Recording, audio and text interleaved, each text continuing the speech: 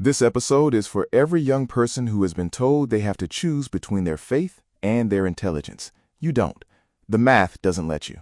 I want to start by saying I remember being 16 years old and sitting in a science class and feeling like the things I believed at home and the things I was being taught at school were in a war with each other, like I had to pick a side. That feeling is real, and it is engineered. It is the result of a culture that has decided, without actually examining the evidence, that religious belief and scientific reasoning are incompatible. And then, a 16-year-old named Tyler did something simple. He showed his AP physics teacher the 888 count, and the teacher's world cracked open. Tyler, welcome to the show. Thanks, Marcus. I'm 18 now, but this happened when I was 16, junior year. My physics teacher, Dr. Reeves, is one of the smartest people I've ever met, like genuinely rigorous. He doesn't accept anything with evidence. And I'd been listening to your show since episode 1 with my dad, and I'd been thinking about how to bring it up without it becoming a religious argument, because I knew if I said, the Bible is true, the conversation was over.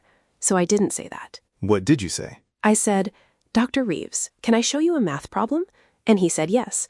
And I put the Greek alphabet on the board with its numerical values. And I showed him that the Greek name for Jesus, Iesous, has a Gematria value of 888. And I showed him that 8 is the number of new beginnings in Hebrew numerics, 8 people on Noah's Ark, circumcision on the 8th day. And I showed him that 888 is divisible by 8 in every possible direction. And I asked him, what is the probability that the Greek alphabet, established centuries before the Incarnation, would produce this value for this name by accident? He didn't answer right away. He just stared at the board. Dr. Reeves, welcome to the show. Thank you. I want to be honest with your listeners about what happened that day.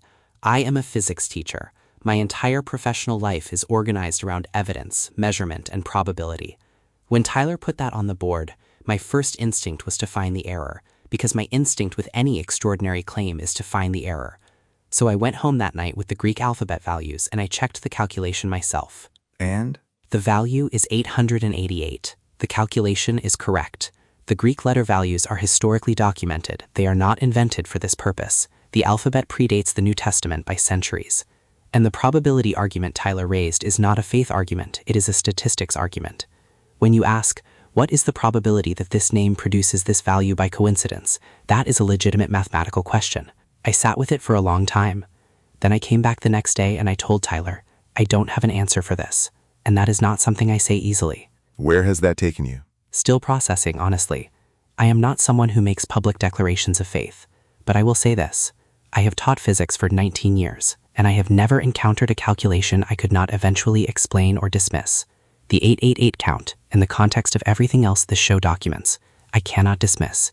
And the intellectual integrity I ask of my students requires that I apply the same standard to myself. I cannot explain it away.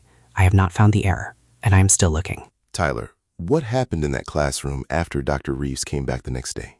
He told the class. He said, one of your classmates showed me something yesterday that I've been thinking about all night, and I want you to see it. And he put it on the board himself. The whole class ran the calculation. Some of them thought it was a coincidence. Some of them asked where they could learn more.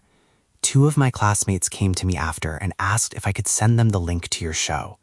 One of them was not religious at all. She texted me 3 weeks later and said she had listened to all of season 1 and she was shaken. That is the phrase. Shaken. Not converted, not persuaded by rhetoric. Shaken by arithmetic. That's exactly what happened, because nobody in that class felt preached at. It was a math class. We ran the numbers, and the numbers said something, and everyone in the room was old enough to decide what to do with what the numbers said.